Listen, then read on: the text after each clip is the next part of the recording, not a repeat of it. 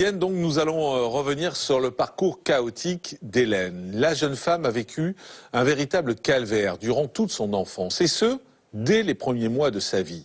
C'est à Decize, dans la Nièvre, qu'Hélène voit le jour le 16 septembre 1991. C'est la petite dernière, elle a 3 grands frères, et sa mère est ravie de donner enfin naissance à une fille. Malheureusement, face à de nombreuses difficultés, la mère d'Hélène est contrainte de placer ses enfants. Hélène est donc recueillie en pouponnière pendant 10 mois, puis elle rejoint une famille d'accueil. Les débuts y sont heureux. Hélène s'intègre très bien dans son nouveau cocon. C'est d'ailleurs un bébé choyé et aimé. Seulement, très vite, tout bascule. Le père biologique de la fillette, qui était opposé au placement, exige un droit de visite de ses enfants. Et chaque week-end, la fratrie se rend donc chez lui. Et c'est ainsi que la petite fille, tout juste âgée de 18 mois, serait devenue sa victime. Le soir, alors que ses frères sont endormis dans leur propre chambre, Hélène, elle, dort dans le lit de son père. L'homme en aurait alors profité pour procéder à des attouchements sur sa propre fille. Des faits qui se seraient reproduits durant 5 longues années. Et la petite fille aurait vite compris que quelque chose n'était pas normal. Elle tente alors à plusieurs reprises de s'exprimer, mais elle ne reçoit pas le soutien escompté. Avant de recevoir Hélène, en direct sur ce plateau, retour sur l'enfance gâchée de cette petite fille, sans défense. Nous sommes à Decize, dans la Nièvre. C'est ici qu'Hélène voit le jour, le 16 septembre 1991.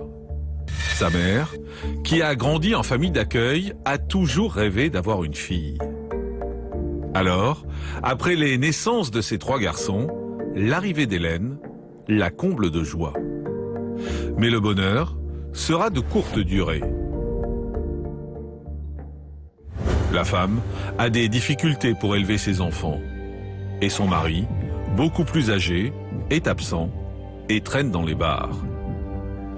Dépassée, elle est alors contrainte de confier ses 4 enfants à l'aide sociale à l'enfance. À 1 an, Hélène rencontre enfin sa première famille d'accueil. Dans ce foyer aimant, la fillette est choyée et la vie semble enfin lui sourire. Mais malheureusement, l'ombre de son père biologique plane toujours au-dessus d'elle. Hélène est obligée de lui rendre visite régulièrement avec ses frères, car leur père n'a jamais pu accepter leur placement. Mais sous son toit, Hélène va vivre un véritable enfer. Alors que ses frères ont leur propre chambre, la fillette est contrainte de dormir aux côtés de son père, dans son lit. Et une fois toute la maison endormie, le sexagénaire aurait commis des attouchements sur elle. Hélène n'a que 18 mois quand son calvaire commence. Un cauchemar qui ne fera que s'aggraver au fur et à mesure que la petite fille grandit. Malgré son jeune âge, Hélène souffre et elle a bien conscience que quelque chose n'est pas normal. Avec ses mots d'enfant, elle tente donc de s'en ouvrir aux adultes de son entourage. Mais ses appels à l'aide ne sont pas pris au sérieux. Et sa mère biologique n'a pas la réaction escomptée. Pourtant, alors qu'Hélène a environ 5 ans, la famille d'accueil va finir par entendre sa souffrance et porter plainte. Hélène est alors examinée par un médecin. Mais il n'y a pas de preuves suffisantes pour accuser son père. Hélène n'obtient pas justice, mais elle ne retournera plus jamais chez son père, chez son bourreau. Elle coupe aussi les ponts avec sa mère biologique, qu'elle considère comme toxique. Retour en direct sur le plateau de la quotidienne de Crimes et Faits divers. Bonjour Hélène. Bonjour. Merci d'être en direct. Merci de m'accueillir en tout cas. On va revenir sur votre histoire. Vous êtes né en 1991. C'est ça, tout à fait. Vous êtes dans une famille où il y a déjà 3 garçons, c'est ça? Tout à fait, oui. 3 garçons, donc ça va être mes 3 grands frères. Et vous êtes une fille très désirée à ce moment-là? Oui, ma mère voulait absolument avoir une fille, donc elle a attendu le 4e enfant pour que je puisse arriver. Alors, pourtant, c'est ce qui est un peu surprenant dans cette histoire, c'est qu'elle voulait à tout prix une fille, mais vous allez très vite vous retrouver placée. Oui. Pourquoi? Parce que ma mère n'était pas non plus en capacité de gérer des enfants. C'était un désir, mais à contrario, du coup, c'était pas possible. Donc les difficultés se sont enchaînées. Puis trois garçons, c'est quand même pas mal de travail. Et un bébé en plus, ben voilà, c'est un peu compliqué. Donc je pense que ça a dû pas être simple pour elle, à mon avis. C'était quoi les problèmes qu'elle avait pour ne pas pouvoir gérer? Ça va être des problèmes tout simples. Je pense que du coup, elle devait être submergée par du travail parce qu'on est des enfants en bas âge. Un enfant en bas âge demande beaucoup plus d'attention. Les trois demandent aussi de l'attention. Et puis, il va y avoir des soucis financiers, des soucis relationnels, puisque voilà, elle avait toujours eu des soucis relationnels dans son entourage. Donc, je pense que c'est un ensemble de choses qui a fait que, voilà, elle a été dépassée par les événements et du coup a pris cette décision. Vous êtes la seule à être placée? C'est-à-dire qu'ils gardent vos 3 frères? Non, c'est vraiment la totalité, moi et mes 3 frères qui ont été placés. Donc du coup, on est parti en pouponnière, puisque moi j'étais trop petite à l'époque pour intégrer un foyer institutionnel classique qu'on peut connaître. Et puis par la suite, après, quand j'ai eu l'âge requis, on est tous partis dans un foyer classique. Et vous êtes partis séparément? Non, ça a toujours été en groupe. Tous ensemble à chaque fois. Donc en fait, ils ont au moins respecté le côté groupe en fait pour que vous puissiez être élevé avec vos frères. Voilà, mais ça s'est pas passé après comme ça. C'est-à-dire? C'est-à-dire que même si on a été placés ensemble, dans le deuxième foyer, on était éclatés. C'est-à-dire que c'était un foyer avec des pavillons. Oui. Et du coup, je ne vivais pas avec mes frères dans les mêmes pavillons. Donc finalement, la relation frère et sœur ne s'est quasiment jamais faite. C'est presque des inconnus au fond pour vous. Tout à fait. Enfin voilà. Cette famille d'accueil, elle va être plutôt gentille avec vous? Ça va être vraiment une famille d'accueil adorable. J'ai toujours des contacts en plus avec le papa. Malheureusement, la maman est décédée, c'est pourquoi on m'a transférée dans une autre famille. Mais on le voit d'ailleurs sur les photos que j'ai reçues quand j'étais petite. Oui, c'était une famille tout à fait... Donc ça, c'est de très bons souvenirs? Les plus beaux souvenirs, oui, tout à fait. Et puis il y a votre papa qui va demander à vous voir. Oui, mon papa et ma maman, donc du coup, va me demander à nous voir. Et là, il va s'instaurer des visites chez l'un, puis chez l'autre, du coup, au domicile.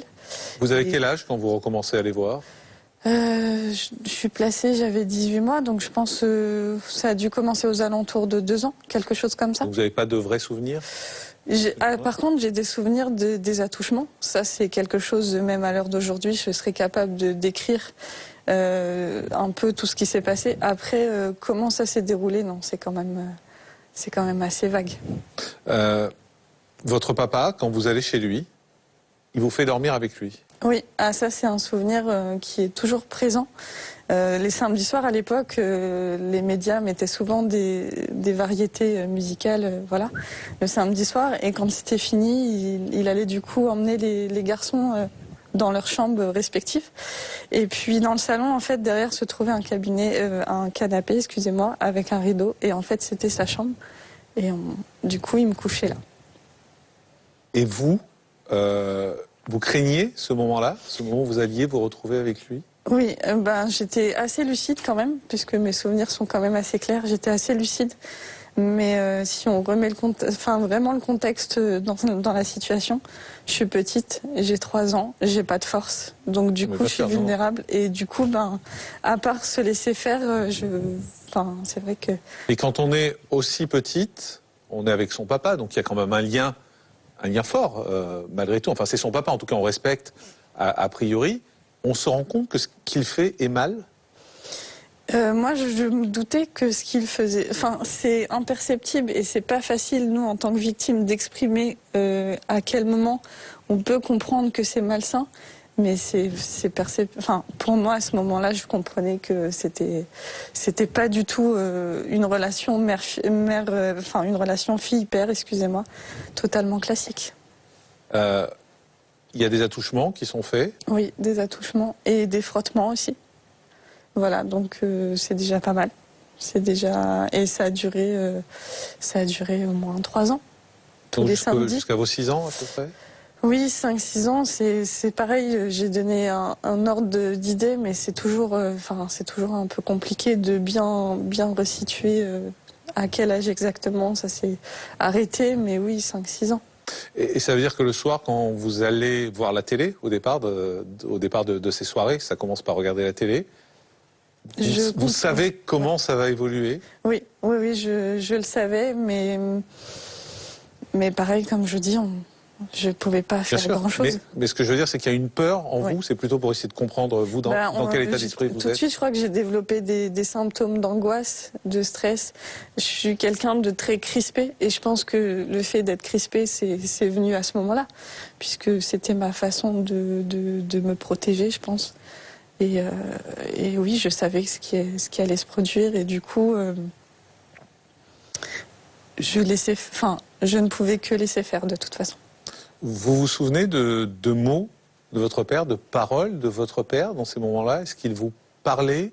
Est-ce qu'il essayait de vous montrer que c'était normal, peut-être, de faire des choses comme ça? Des mots, non, j'ai pas des souvenirs. Ça va... Je pense que j'ai occulté ça. Je me souviens que c'était des frottements, des attouchements. Après, ce qui se passait autour, je pourrais pas vous redire, en tout cas.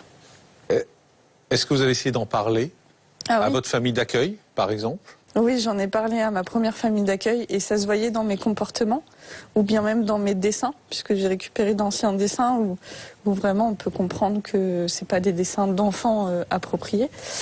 Ma première famille d'accueil a essayé de faire des signalements, mais au niveau de l'institution, ça n'a jamais été entendu.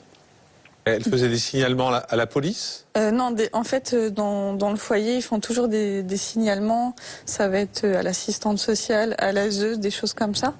Et ça n'a jamais été entendu. Et il y a des enquêtes qui étaient faites ou même pas, où en fait les signalements se perdaient au fond dans le magma administratif? En fait, il y a une enquête qui a été faite parce ils ont remarqué qu'il y a eu quand même beaucoup de signalements qui a été faits à chaque week-end que je rentrais.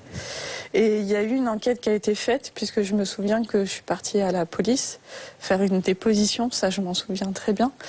Mais ça s'est classé sans suite, comme majoritairement et malheureusement la plupart de ces enquêtes-là. Mais cette famille d'accueil, donc, elle vous croyait? Oui. Hein, puisqu'elle fait des signalements, donc je suppose c'est qu'elle vous croit. Oui.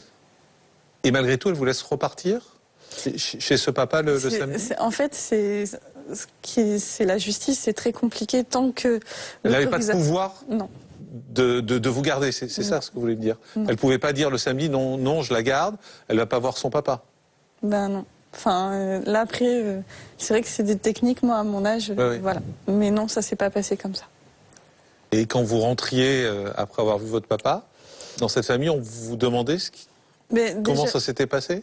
Dans mes attitudes, ça se voyait. Je me souviens que le papa avec qui je parle souvent me disait que j'étais désorientée, puisque du coup, quand on est dans un foyer, ce qui est bien, c'est qu'on arrive à être stabilisé, on a des repères, on est dans un cadre sain. Et puis quand on revient dans le contexte familial où c'est un peu plus désordonné et ce pourquoi on a été placé, du coup on est vite désorienté. Donc quand je revenais, j'étais perturbée. Enfin, j'avais des réactions qui laissaient entendre que dans le domicile familial, c'était pas ça.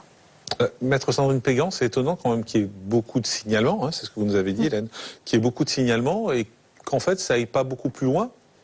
Manifestement, il y a une vraie défaillance du système de l'assistance sociale, parce que vous étiez quand même placé, il y avait des foyers, des signalements ont été faits, et ça n'a pas été suivi d'effet. Oui. Donc je pense qu'à un moment donné, on aurait peut-être même pu engager leurs responsabilités, puisqu'ils vous ont envoyé dans la gueule du loup, si vous me permettez l'expression, parce que c'est quand même assez scandaleux, puisque si finalement ces signalements avaient eu pour objectif de vous croire et de mener une enquête jusqu'au bout, puisque bien sûr, il n'y a peut-être pas de preuves médicales sur vous, mais aussi il y a des témoignages, il y a le fait que vous ayez un comportement qui était totalement différent. Tout ça, ça doit être pris en considération par l'institution judiciaire, mais aussi par l'institution de l'assistante sociale. Inès Gauthier, psychologue, on voit... Alors, ça peut surprendre peut-être les gens qui nous regardent de se dire, elle se souvient à 2 ans, 3 ans, 4 ans, de choses... presque aussi précises, hein, parce que vous nous disiez, je peux même raconter exactement ce qui se passait. C'est parce que c'est un traumatisme qu'on s'en souvient? Oui, le trauma fige vraiment et rend vraiment extrêmement, avec beaucoup d'acuité, la mémoire. Par exemple, en général, tout le monde se rappelle ce qu'il faisait au moment du 11 septembre et de comment on a appris la nouvelle. On se rappelle en général ce qu'on était en train de faire. Alors que vous mettez n'importe quelle autre date, qu'est-ce que vous faisiez le 2 décembre 97 ? Bon bah, on peut pas s'en rappeler quoi. Donc en fait, il faut qu'il y ait un ancrage émotionnel fort lié à une situation qui fait que le système limbique, qui comporte à la fois la mémoire et les émotions, va associer les deux. Donc une émotion forte est associée à des souvenirs précis. Ou à l'inverse, si le souvenir est vraiment trop traumatique et que l'esprit a besoin de s'en protéger, il va au contraire entraîner une amnésie. Donc soit un souvenir amnésique extrêmement fort, soit au contraire une amnésie et un déni de ce qui s'est passé pour le refouler et éviter l'effondrement. Aujourd'hui, Hélène, quand vous repensez à ça, vous vous revoyez... Enfin, des fois, certaines victimes disent, en fait, je suis un peu à l'extérieur de mon corps et je vois la scène. C'est ça. C'est ce que vous ressentez aussi? C'est la même perception, oui. On est spectateur de ce qu'il se passe et du coup, c'est impressionnant par moments. Enfin, de se remémorer des scènes qui pourtant, quand on a 2-3 ans, on n'a pas une mémoire assez... Enfin, je pourrais pas vous dire ce que je faisais à 2-3 ans. Enfin, c'est quand même... C'est-à-dire qu'aujourd'hui, quand vous y repensez, vous voyez la scène? Si je dois y repenser, oui, je vois la scène. En tout cas, oui. Je peux même me souvenir de la couleur des rideaux, la couleur du canapé, les jouets que mes frères avaient dans leur propre chambre. Enfin, c'est des détails que je peux donner, oui, tout à fait. Et quand vous y repensez aujourd'hui, vous avez quel sentiment? En fait, j'ai fait la paix avec moi-même et je me dis que de toute façon, j'ai été victime.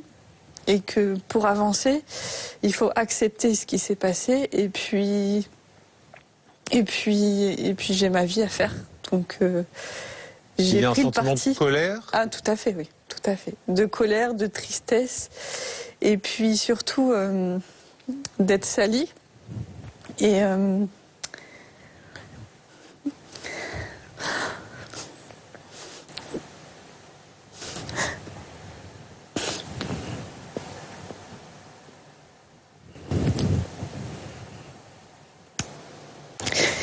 et d'avoir volé mon innocence. Voilà.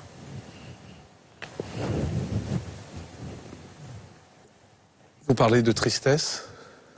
Tristesse de quoi? Tristesse d'avoir eu un père comme ça? Oui. Et de ne pas avoir vécu une enfance classique. On a tous des problèmes. Ça, il n'y a pas de souci, mais quelque chose de sain, de stable et d'insouciance. Parce qu'à cet âge-là, ça veut dire qu'on est confronté à devoir porter des choses. On ne devrait pas. On ne devrait pas les porter. Je crois que c'est difficile aujourd'hui encore de porter ces choses-là, pour vous malgré tout, même si vous faites la paix avec tout ça. Oui. C'est-à-dire la petite fille qu'on voit sur les photos, elle ne peut pas être heureuse en fait. Oui. Elle le deviendra en tout cas. Il faut une force incroyable pour supporter ça quand même. Une force et un caractère à toute épreuve. Et surtout, toujours croire en soi. Toujours se valoriser. Parce que c'est pas moi qui a demandé à vivre ça. Par contre, c'est à moi de me donner de la valeur, de la confiance et de me dire, toi, la vie, elle est belle. Elle vaut la peine d'être vécue et de ne pas rester avec ce fardeau. C'est formidable d'oser en parler. Oui. Bon, je vois que c'est difficile, on est très touché par votre témoignage. Mais en même temps, c'est bien de pouvoir en parler. Parce que c'est une force. Oui. Je le fais aussi parce que ce qui me fait de la peine, c'est de me dire que tous les jours, il y a des enfants qui vivent ça. Et comme je suis déjà passée par là, je sais que c'est affreux. Et de me dire qu'il y a des enfants qui deviennent adultes et qui n'ont pas cette force de caractère et ça me fait de la peine. Inès Gauthier, psychologue, on voit à quel point la blessure, au fond, elle est toujours pas cicatrisée malgré tout et je sais même pas si Si ça peut cicatriser un jour, une telle blessure. Si ça peut cicatriser, c'est-à-dire que quand vous dites que vous êtes triste pour la petite fille que vous avez été pour l'enfant à l'intérieur de vous. Et aujourd'hui, l'adulte, il peut prendre soin de cet enfant. Oui. Et c'est ce que vous travaillez à faire. Tout à fait. Je crois, peut-être je me trompe, vous travaillez dans le domaine du soin, non? Oui, je suis aide-soignante, maintenant assistante dentaire. C'est ça. Ouais. Donc vous êtes quand même dans le domaine justement de la relation d'aide. Et donc ça aussi, c'est une manière de se réparer, comme une autre. Et puis je pense aussi que vous êtes quand même assez résiliente. C'est-à-dire que vous avez quand même une capacité, vous n'êtes pas totalement au fond du trou, vous êtes capable de vous lever, de venir témoigner, vous n'êtes pas en dépression profonde. Ou, voilà, même si c'est quelque chose qui doit s'alimenter pour prendre soin de soi tous les jours. Mais du coup, je pense aussi que vos relations positives, quand même très positives, que vous avez eues dans votre famille et d'accueil, vous a permis justement de vous apporter ce qu'on appelle la résilience. C'est-à-dire la capacité à surmonter ces traumatismes. C'est notamment grâce aux relations bienveillantes, nourrissantes qu'on a eues lorsqu'on était petit. Et ça, malgré les traumas qu'il y avait en parallèle avec votre père, vous les avez quand même expérimentés. Oui. Et ça vous a donné quand même une base solide. Même si aujourd'hui, effectivement, il faut alimenter le petit jardin du bien-être et de l'amour de soi. Mais quand vous êtes triste pour vous-même, ça montre que la partie qui est triste, c'est la partie qui est empathique, donc c'est la partie qui a de l'amour pour vous. Et c'est avec la partie de vous qui vous aime que vous pouvez aujourd'hui travailler à vous réparer. Tout à fait. Et c'est totalement possible. Hélène, à quel moment ça va s'arrêter, ces relations avec votre père? Eh ben, ça va s'arrêter du jour où la justice prendra réellement conscience de ce que je peux vivre et va décider d'une décision radicale, immédiate, d'arrêter les visites chez l'un et chez l'autre. C'est-à-dire qu'à force de faire des plaintes, à force Voilà. d'appeler à l'aide, parce que c'est Tout un à peu fait, ça aussi, c'est ça, les plaintes dans ce cas-là, la justice finit par comprendre et accepte que vous n'alliez plus chez votre Voilà. père. Comprendre, mais trop tard, parce que le mal est fait. Le traumatisme, les brèches sont là et en attendant, Ça a duré plus de 3 ans. plus de 3 ans. Votre père, il est condamné à ce moment-là? Non. Il y a une procédure Il y a judiciaire une contre lui? procédure judiciaire qui a été faite, oui. Mais il n'a pas été condamné parce que dans ces preuves-là, il y a jamais, enfin dans ces plaintes-là, il n'y a jamais suffisamment de preuves matérielles. J'ai vu une gynécologue toute petite, mais c'est pas 5 ans après, c'est après que les faits soient passés. Là, effectivement, on verra des rougeurs, on verra, mais c'est pas, enfin, je trouvais que c'était mal. Et juste, Hélène, malgré tout, enfin, la justice dit que vous n'allez plus voir votre père, donc ça veut dire qu'on vous croit.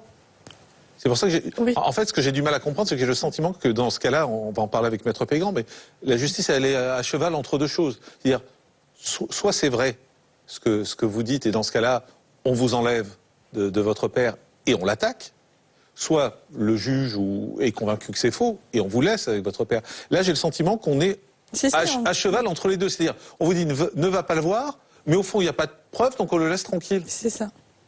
Vous avez ce sentiment aussi que la justice moi, n'est pas allée au bout, en fait? J'ai un sentiment d'injustice et de colère, puisque c'est ce qui est désolant, c'est que à cet âge-là, on ne peut pas avoir un discours comme ça. Et on ne prend pas en compte ce discours-là. Enfin, quand on voit des enfants de 3 ans totalement normal, ils ne vont pas avoir un discours comme le mien. Et de pas prendre, enfin, de ne pas me reconnaître victime, c'est blessant, oui. Je crois que d'ailleurs qu'en plus c'est arrivé au moment où il y avait l'affaire du trou. Oui, c'est ça, oui. Donc, ça, forcément, ces affaires-là, c'est très médiatisé, donc ça prend une ampleur sur d'autres. Le reste. Ouais, sur le... Maître Pégan, comment expliquer ce... Alors, vous allez peut-être l'analyser autrement que moi, mais moi je le vois vraiment comme ça, ce déséquilibre au fond. On l'enlève, mais on ne poursuit pas le père. Je peux parfaitement comprendre votre ressenti sur cette décision qui peut paraître en demi-teinte. Ouais. Puisque comme vous disiez, il y a un classement sans suite, et donc ce qui veut dire que normalement la personne n'est pas reconnue coupable, elle n'est pas condamnée définitivement, donc pourquoi appliquer derrière une décision de retrait et d'interdiction définitive de droit de visite et d'hébergement.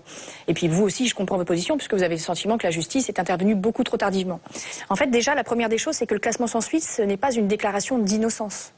c'est bien toute la différence. C'est-à-dire qu'il n'y a pas d'éléments suffisants pour pouvoir caractériser l'infraction. Mais ça ne veut pas dire que la personne, elle est innocente. C'est-à-dire que juridiquement, il n'y a pas assez de preuves matérielles pour pouvoir asseoir sa culpabilité. Et donc, le juge des enfants derrière, avec ses plaintes, avec ses signalements qui ont été faits, eh bien, il y a quand même un principe de précaution que le juge des enfants est obligé d'appliquer. Puisqu'il y avait un comportement de votre part, quand vous étiez jeune, qui était quand même très significatif, puisque c'était le foyer et votre famille d'accueil qui en faisait part à l'assistante sociale. Ce qui veut dire quand même qu'il y avait quelque chose qui dénotait. Il y avait un comportement qui n'était pas normal d'un enfant de cet âge-là quand il revenait de chez son père. Donc le juge des enfants a appliqué simplement ce principe de précaution et a interdit définitivement que vous puissiez le rencontrer. Alors Hélène, alors que vous avez enfin réussi à vous éloigner de ce père incestueux, votre vie ne va pas s'améliorer pour autant, car vous allez également être victime d'une jeune adolescente placée dans la même famille que vous.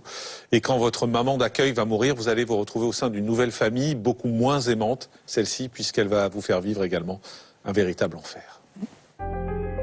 Après avoir dénoncé son père, le cauchemar d'Hélène pourrait être enfin terminé. Mais le destin semble s'acharner sur elle. Car en parallèle, depuis ses 3 ans, la fillette se ferait régulièrement agresser sexuellement par une adolescente âgée de 18 ans et vivant sous le même toit. Quelques années plus tard, sa mère d'adoption décède d'un cancer, alors qu'elle n'a que 6 ans. Hélène est donc confiée à une autre famille.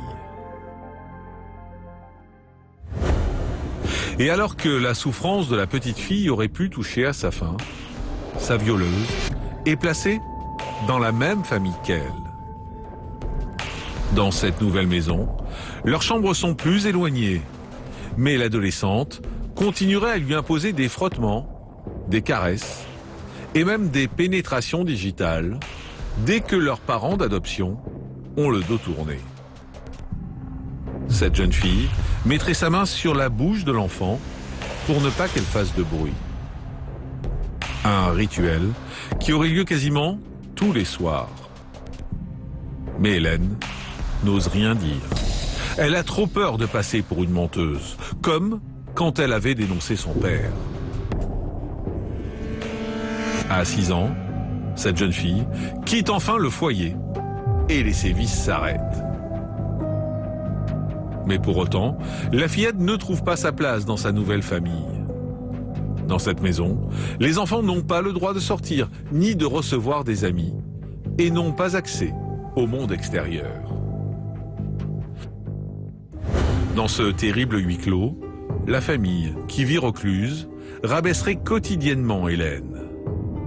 Elle insulterait sa famille biologique, en lui répétant qu'ils sont de véritables cas sociaux et qu'elle finira forcément comme eux. La fillette serait aussi victime de nombreuses réflexions sur son poids et se verrait privée de repas lorsqu'elle a le malheur d'arriver en retard à la table. Une fois Hélène majeure, sa famille aurait même décidé de s'en débarrasser en la plaçant dans une structure pour personnes handicapées, physiques et mentales, alors qu'elle ne souffre d'aucune pathologie. Malgré ces épreuves, en 2015, la jeune femme obtient son diplôme d'aide-soignante et prend enfin son envol. Pour la première fois de sa vie, Hélène est heureuse. Retour en direct sur le plateau de la quotidienne de Crimes et Faits divers avec Hélène qui est toujours avec nous sur ce plateau. En plus du père, donc il y a eu ces viols. Oui, tout à fait, oui. Par cette jeune fille. Oui, tout à fait. Donc là, c'était tous les soirs, quasiment quotidien. Et puis... Ça a duré longtemps, ça aussi. Ça a duré longtemps. Oui, ça a duré, je pense, une bonne année, même 2 ans à peu près. Quasiment tous les soirs. Quasiment tous les soirs, oui. Donc, rebelote, quoi. Enfin, Vous le dites avec presque fatalisme. C'est ce que vous ressentiez peut-être à l'époque, en se disant c'est comme ça? Ouais, c'est compliqué à expliquer, mais oui, c'est... on se demande pourquoi, en fait. Ça nous arrive une 2e fois, et voilà. Enfin... C'est... Ouais. La souffrance était aussi forte? Elle Oui, elle était toujours aussi forte, oui. Enfin, ça, c'est compliqué d'expliquer ce qu'on peut ressentir, oui. Vous étiez une victime, bien évidemment, Mm. cette deuxième fois. La question que vous posiez, c'était quoi? C'était pourquoi encore? Pourquoi encore moi?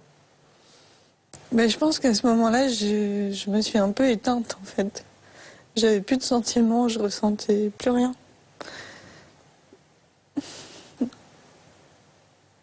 Je vivais pas, enfin je sais pas comment expliquer. C'est comme si on m'avait, je ressentais plus rien, quoi. Il y avait un rejet de votre corps Oui, tout à fait. aussi, peut-être? Oui. Un rejet de tout, de la petite fille que j'étais, des gens. Je me méfiais de tout le monde, du coup. Donc c'était pas évident. Et là aussi, c'était impossible d'en parler? Là, c'était pas. J'étais dans la deuxième famille. Non, c'était pas possible.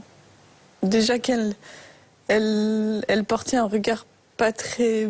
Enfin, elle ne m'aimait pas, donc ça n'arrangeait pas la situation. Et quoi que je dise, j'affabulais. Je mentais et ça, c'est compliqué pour un enfant de ne pas être écouté par la famille d'accueil où on réside. Et à l'extérieur de la famille, vous alliez à l'école? Et j'allais à l'école. Vous voyez des gens, des professeurs? Il y a personne, en fait, à qui un jour vous vous êtes dit je vais essayer d'en parler? J'en ai vraiment parlé à personne, non. Non, parce que j'avais plus confiance en qui que ce soit. Oui, parce que la première fois pour votre père, en fait, on a mis très longtemps à vous croire. Et en fait, vous vous disiez ça va recommencer pareil. Oui. On m'a pas cru la première fois. Et donc la deuxième fois, j'ai laissé tomber. Enfin, j'avais plus de. C'est pas que j'avais pas de force, c'est que j'étais désemparée, quoi. Enfin, oui. Même là, j'ai même pas de mots pour vous expliquer parce que c'est le ressenti que j'avais. Voilà. Vous disiez c'est comme ça. Mm. Et j'attends que ça passe. C'est pas facile de se projeter. J'avais aucune notion de ce que j'allais devenir, enfin, c'était compliqué. Pendant plus de 15 ans, j'étais dans cette famille, c'était horrible. Enfin,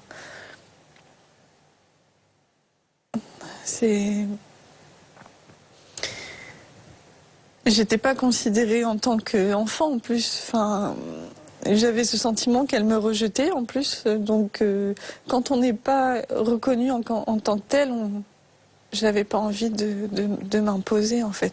J'essayais de me cacher.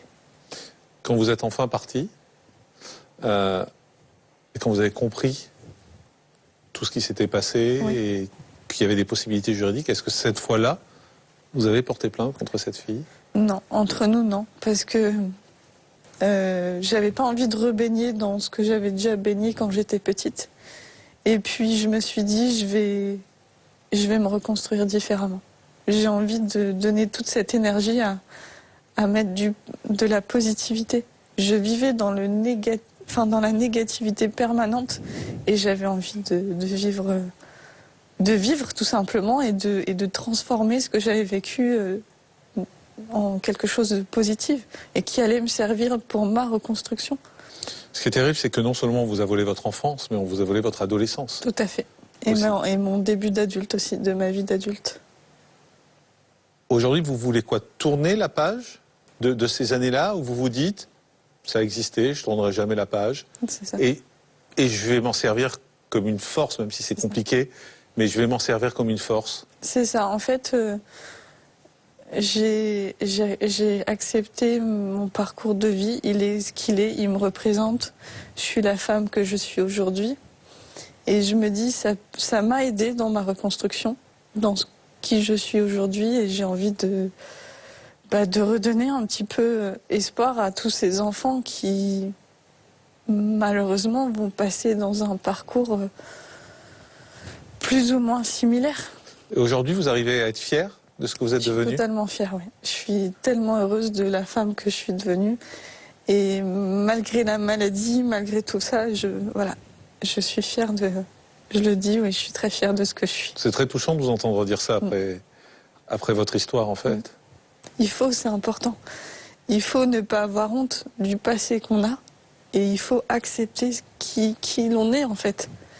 On a été victime, c'est une chose. Par contre, on est une femme ou un homme à part entière dans cette société. Prenons cette place. Ce papa, vous l'avez jamais revu? Je l'ai revu avant son décès, puisque l'hôpital m'a appelé, j'étais en BEP à ce moment-là, m'a appelé pour me dire que il était sur le point de mourir et qu'il ne partirait pas si je ne passe pas le voir. Comment vous dire que c'était un peu compliqué. Je suis quand même partie et je l'ai vu dans un état très avancé de la maladie. Et effectivement, 1 heure après, il est décédé. Et Vous lui avez parlé quand vous l'avez vu? j'ai pas réussi. Non, ça a été très compliqué. Vous aviez de la haine pour lui? À ce moment-là, je commençais déjà mes études de service à la personne. Donc, la maladie, je la souhaite à personne, même à mon pire ennemi. Mais j'arrivais pas à avoir de l'empathie pour cette personne. C'est pas possible. Votre maman, Ma maman décédera 1 an plus tard d'un arrêt cardiaque. vous lui avez parlé? Et le paradoxe, c'est que 2 semaines avant son décès, on a essayé pas de reconstruire, mais de construire quelque chose de plus sain, de se donner l'opportunité d'apprendre à se connaître. Et finalement, elle est partie 2 semaines après. Et cette jeune fille qui vous a violé, qui vous a fait tant de mal? Je n'ai pas de nouvelles et je ne souhaite pas en avoir. Voilà, c'est... Sans même jamais vouloir Non. l'attaquer en justice? Non. Aujourd'hui, votre vie, c'est autre chose? Voilà, j'ai envie d'avancer. Je souhaite beaucoup de choses dans ma vie. J'ai besoin de fonder ma famille et puis de vivre des choses totalement, des choses normales en fait. Et c'est bien de vous voir sourire. Merci, c'est gentil. Merci Hélène, merci beaucoup. Vous avez raconté votre histoire dans un livre que vous avez auto-édité qui s'appelle « Et si tout était possible malgré l'impossible ». Merci beaucoup Hélène. Merci pour ce à vous en témoignage. tout cas. Merci.